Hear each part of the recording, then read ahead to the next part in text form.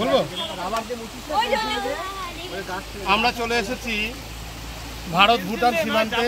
আপনারা দেখতে পাচ্ছেন রাবার গাছ। এখানে রাবার গাছ থেকে যেরকমভাবে খেজুর গাছ থেকে খেজুরের রস সংগ্রহ করে, ঠিক সেইভাবে রাবার গাছের গা এরম করে কেটেছে এবং সেই রাবারের সেই রসটা এখানে এসে এই কন্টেনারে জমা হচ্ছে।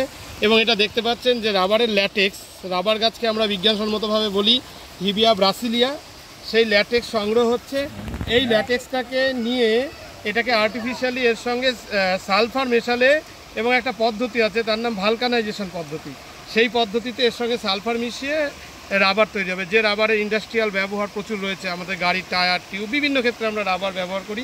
তাই এই হচ্ছে সেই ন্যাচারাল রাবার, যে রাবার আমরা এইভাবে অনেকটা খেজুর গাছ থেকে যেভাবে সংগ্রহ করি সেইভাবে সংগ্রহ করছি।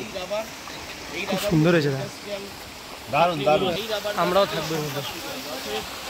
গাছের কি উপকারিতা, গাছের রাবার গাছ প্রত্যেকটা গাছের আমার একটা পার্টি আমি ইউটিউব